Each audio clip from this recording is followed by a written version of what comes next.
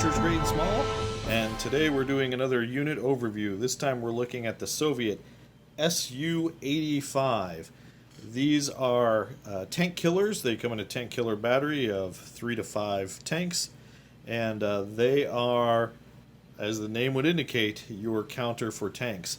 Now, we already did a unit overview for the SU-100, and this is kind of a companion piece to that because these tanks are so similar. But the SU-85, there are two versions we're going to talk about.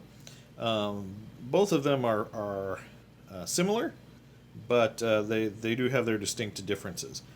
First thing is, though, I do want to show the difference and similarity between these SU-85s that you see here versus a SU-100. You can see that they are really similar. Obviously, the gun barrel's a lot bigger on the SU-100. All right, so the SU-85 has two versions. Basically, you have the SU-85, and then you have the SU-85M, which is improved with additional armor. So you have additional armor.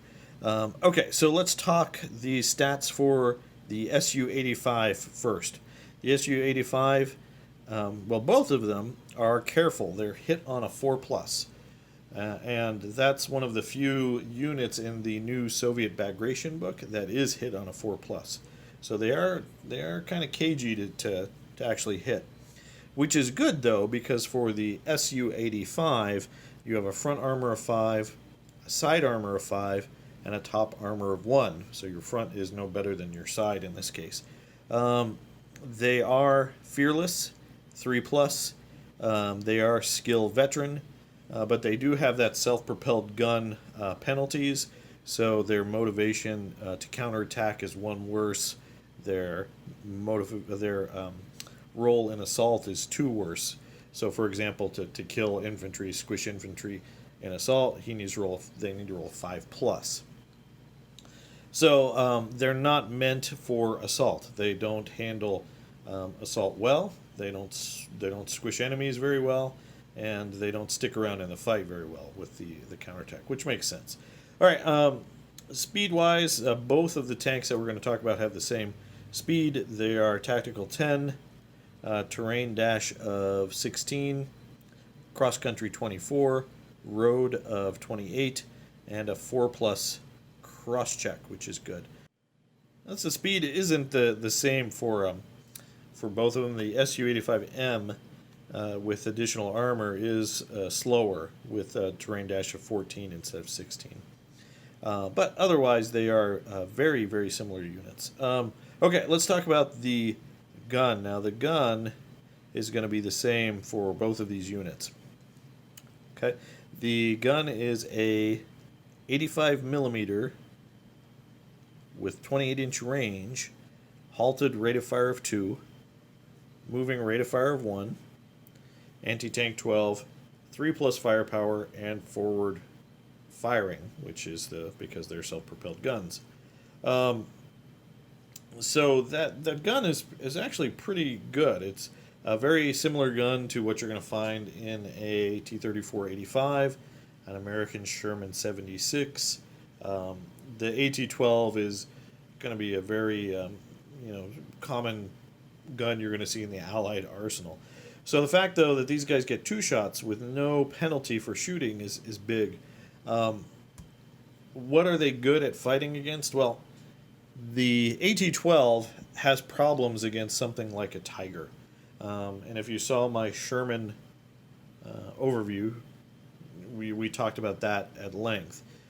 Long range against something like a Tiger or Panther is a losing proposition. It's just the odds just aren't there for you. If you can get to the sides, that's a different story. But AT-12 is, you do have a chance of destroying them from the front, but sometimes that can trick you into a false confidence and you get yourself in trouble. So AT-12 is not necessarily meant to take out Tigers and Panthers from the front, particularly at long range. What are they good at? Well, they're good at dealing with medium tanks. So they're good at dealing with your Panzer IVs, your Stugs, those guys. They're good at dealing with opponents' tank killers. The normal SU-85 only has a front armor of 5, so it's really relying on its 2-hit value of 4 plus to survive. Because things like a AT-11 gun on a Stug or a Panzer IV is just going to punch through the AT-5 with with no problem. The SU-85M, that second version we were talking about, is more expensive, but it gives the tank a front armor of 7, so it's an increase of 2. And that front armor of 7 is really big, because 7 at long range goes to an 8, and if you're fighting someone like this, well, now you need you will need to roll a 1 or a 2 to fail your armor, 3 to equal. If you roll a 4 or higher, you're just going to bounce those German shots. So that's more than a 50% safety margin for the SU-85M versus medium tanks, which I would consider their primary prey. That's what you're going to be going after. How do they fare against other units? Well, let's talk about infantry. Infantry, you don't want these guys anywhere near infantry. The reason why is they don't have a machine gun. They have 0 machine guns. All they have is that main gun, and that's not going to be enough. So they have poor counterattack rating. They have poor assault ratings. If infantry get anywhere near these guys, you need to back your guys off, break off at the soonest opportunity, and reposition them.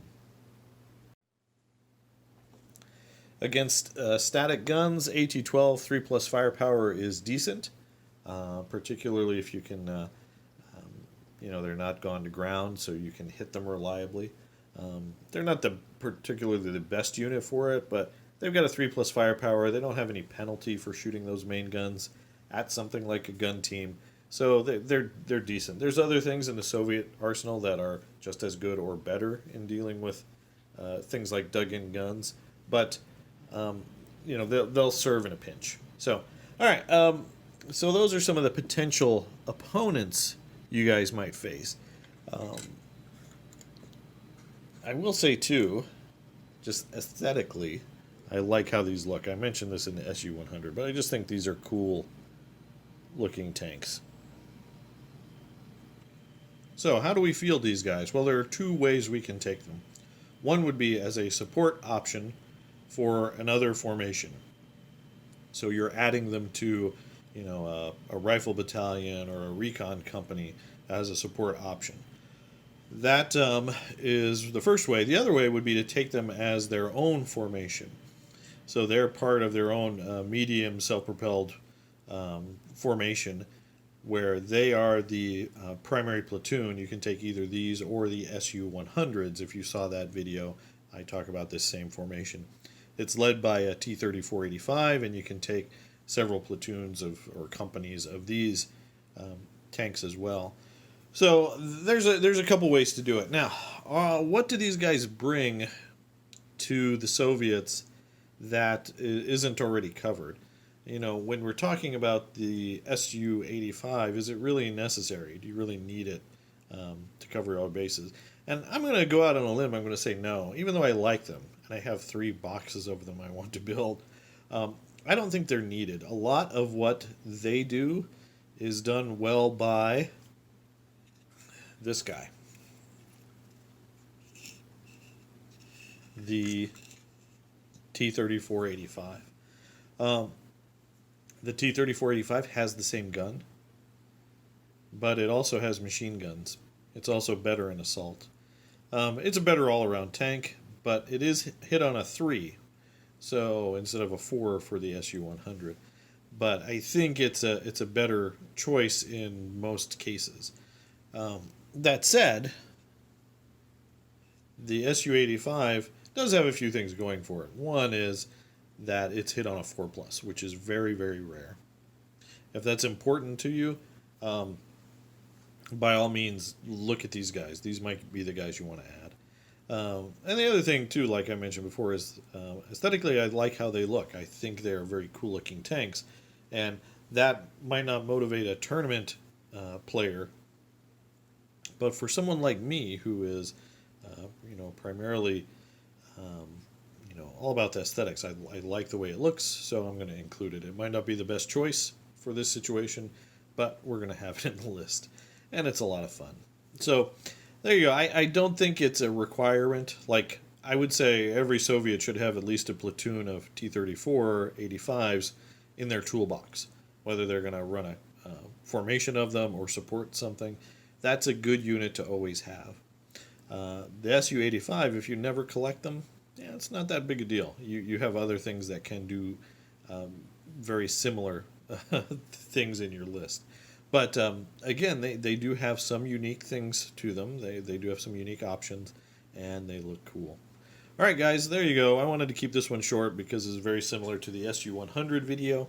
But I did want to show these guys off too and let you know what they have. As always, I do want to mention the Patreon that we have. If you're a fan of our Flames of War content, please check out our Patreon. There, patrons can get access to a Flames of War battle report a month that's exclusive to Patreon. And we do other things as well there. You can also check us out on Facebook at All Miniatures Great and Small. And here on YouTube, we'd always appreciate a like, subscribe, and please do click that bell to receive notification when we publish new content. As always, though, thanks for watching, and keep on wargaming.